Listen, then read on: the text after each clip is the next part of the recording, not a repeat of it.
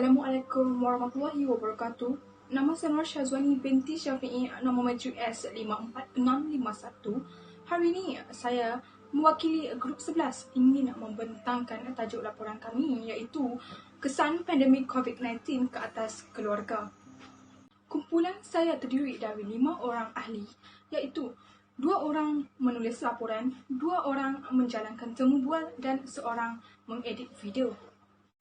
Kita pergi kepada isu pandemik COVID-19 dunia dan di Malaysia. Pandemik COVID-19 dikenali sebagai pandemik coronavirus atau wabak coronavirus ialah pandemik penyakit coronavirus 2019 yang sedang berlaku secara global. Berpunca daripada sistem pernafasan akut teruk 2. Wabak ini pada mulanya dikesan pada pertengahan bulan Disember 2019 di Bandaraya Wuhan, Hubei, China dan telah diiktiraf sebagai pandemik oleh Pertubuhan Kesihatan Sedunia WHO pada 11 Mac 2020. Virus ini kebanyakannya menular antara seseorang dengan cara serupa seperti influenza, melalui titisan pernafasan daripada batuk ataupun bersin.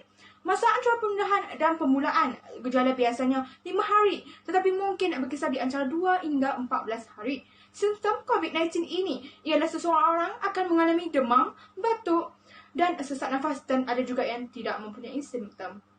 Seterusnya kita pergi kepada statistik di Malaysia. Kes sembuh keseluruhan ialah sebanyak 615,326 orang. Manakala untuk jumlah kematian pula ialah sebanyak 4,276 orang. Seterusnya ialah jumlah keseluruhan COVID-19 di Malaysia ialah 685,204 orang. Seterusnya, kita pergi kepada peranan kerajaan dan pihak berwajib. Kerajaan telah melaksanakan perintah kawalan pergerakan atau lebih dikenali sebagai PKP bagi membendung virus tersebut daripada merebak. KKM juga telah mengeluarkan SOP yang perlu dipatuhi oleh orang awam, iaitu pertama, kerap membasuh tangan dengan sabun. Kedua, menjaga penjarakan sosial sekurang-kurangnya 2 meter. Seterusnya, sentiasa memakai topeng penutup muka. Dan akhir sekali, sentiasa menggunakan hand sanitizer. Seterusnya, kita pergi kepada impak kepada ekonomi. Pandemik COVID-19 ini telah menyebabkan negara mengalami kemerosotan ekonomi yang sangat teruk. Antara sektor yang terjejas ialah sektor penerbangan, perhotelan, pelancongan dan juga harga petroleum. Kejatuhan harga petroleum yang merupakan sumber pendapatan utama negara telah menyebabkan pendapatan negara terjejas. Industri pelancongan juga mengalami kejatuhan yang sangat teruk. Sektor ini juga telah menyumbang pendapatan yang sangat banyak kepada negara kita. Rakyat juga akan banyak yang dibuang kerja dan menyebabkan mereka hilang punca pendapatan, dan ini akan menyebabkan kuasa beli rakyat menurun. Seterusnya ialah impak kepada kesihatan, psikologi dan emosi. Pandemik COVID-19 ini telah memberikan kesan psikologi dan emosi yang negatif kepada ramai penduduk di dunia. Seseorang akan mengalami gejala kegesahan, stres, kemurungan akibat daripada proses kuarantin yang panjang dan juga tekanan ekonomi yang berterusan. Seseorang akan mudah mengalami tekanan perasaan apabila kehilangan pekerjaan semasa pandemik ini berlaku. Jika tidak ditangani dengan segera, ianya boleh mendorong kepada perbuatan bunuh diri. Rakyat juga akan terdedah kepada masalah obesiti kerana asyik terperap di dalam rumah dan tidak melakukan senaman ringan. Seterusnya ialah impak kepada pendidikan. Dalam sektor pendidikan, pandemik ini telah memberikan kesan yang sangat banyak, seperti kebanyakan sekolah ditutup bagi menghentikan penyebaran coronavirus. Universiti, awam dan swasta juga ditutup bagi mengelakkan penyebaran. Ini telah memberikan tekanan yang sangat tinggi kepada para pelajar. Kesan daripada pandemik COVID-19 ini juga telah menyebabkan kerajaan melaksanakan program pembelajaran dalam talian atau lebih dikenali sebagai PDPR. Pembelajaran dalam talian merupakan pembelajaran yang berdasarkan kepada teknologi media digital yang pelajarannya akan dihantar secara elektronik ataupun dalam bentuk fail kepada pelajar dari jarak jauh. Pelajar juga akan mudah mengalami tekanan kerana pembelajaran dalam talian memerlukan rangkaian internet yang sangat laju. Seterusnya ialah pensyarah juga akan memberikan tugasan yang sangat banyak. Peperiksaan penting seperti UPSR PT3 juga telah dibatalkan. Ini akan memberikan kesan kepada pendidikan pelajar tersebut. Okey, seterusnya adalah dapatan kajian. Okey, maklumat responden yang pertama adalah bernama Siti Nur Syafinas binti Muhammad Syafi. Beliau berusia 24 tahun, Taraf pendidikan beliau adalah Sijil Tinggi Pelajaran Malaysia atau lebih dikenali sebagai STPM. Pekerjaan beliau sekarang adalah sebagai suri rumah. Tempoh perkahwinan adalah selama 4 tahun. Bilangan anak responden adalah seramai 2 orang. Seorang berusia 3 tahun, seorang lagi berusia 9 bulan. Okey, hasil dapatan kajian responden yang pertama dari sudut pendapatan. Responden pertama mengatakan agak terkesan tetapi masih lagi boleh menampung kos perbelanjaan harian mereka. Okey, seterusnya adalah dari sudut emosi. Responden pertama mengatakan agak terganggu disebabkan masalah kewangan yang kurang stabil dan ada berlakunya perselisihan faham antara suami dengan isteri. Okey, dari sudut kesihatan pula, mereka ada mengatakan tidak boleh menjamin kerana kadang-kadang anak mereka mengalami masalah demam dan sakit perut.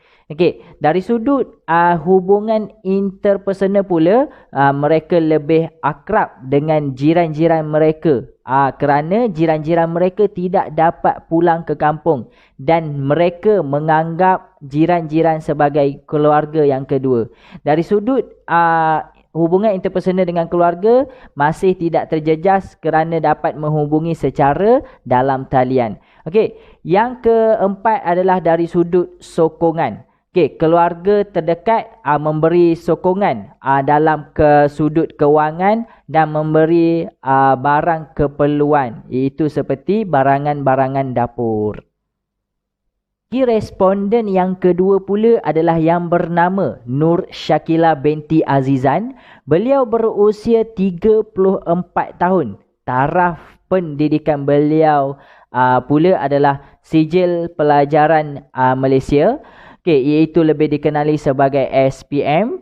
Okey, seterusnya adalah dari sudut pekerjaan. Pekerjaan responden yang kedua ialah menjalankan perniagaan secara dalam talian. Tempoh perkahwinan beliau adalah selama 11 tahun. Bilangan anak pula ialah seramai 1 orang, iaitu berusia 9 tahun. Okey, seterusnya adalah hasil dapatan kajian responden yang kedua. Okey, dari sudut pendapatan, bagi responden yang kedua sangat-sangat terkesan. Pada mulanya, beliau berkongsi sangat-sangat terkesan dengan suaminya tidak dapat bekerja. Beliau ada mengatakan hampir 6 bulan tiada pendapatan keluarga beliau. Okey, tetapi sekarang baru mula stabil. Okey, dari sudut yang kedua iaitu dari sudut emosi. Emosi, beliau berkongsi sangat-sangat terkesan sampaikan boleh menyebabkan pergaduhan antara suami dan isteri disebabkan oleh perselisihan faham dan masalah kewangan. Emosi anak juga beliau berkongsi sangat terkesan disebabkan anak beliau seorang anak tunggal kerana duduk bersendirian dan menghadap gadget sahaja. Okey, seterusnya adalah dari sudut kesihatan pula, iaitu beliau berkongsi tidak terjejas tapi sentiasa berwaspada dari masa ke semasa dengan wabak COVID-19. Okey, seterusnya adalah dari sudut hubungan interpersonal. Okey, hubungan yang beliau berkongsi adalah hubungan masih lagi seperti biasa, cuma tidak boleh berjumpa dengan mak beliau, tetapi dengan jiran kurang rapat kerana masing-masing tidak keluar rumah. Okey, dari sudut sokongan pula adalah mendapat sokongan, beliau mendapat sokongan daripada sokongan kewangan daripada keluarga dan juga sokongan barang keperluan daripada pihak kerajaan.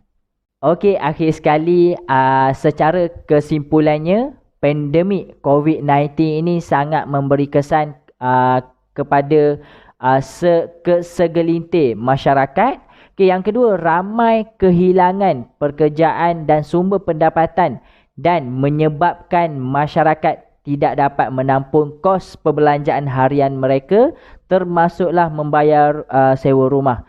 Okey, seterusnya adalah terdapat banyak isu negatif yang disebabkan oleh wabak COVID-19 seperti masalah kewangan dan masalah keluarga.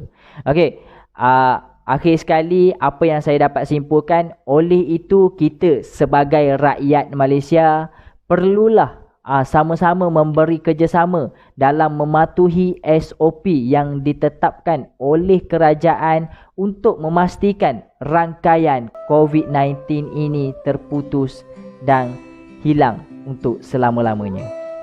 Okey, itu sahaja daripada kami, daripada kumpulan 11. Terima kasih.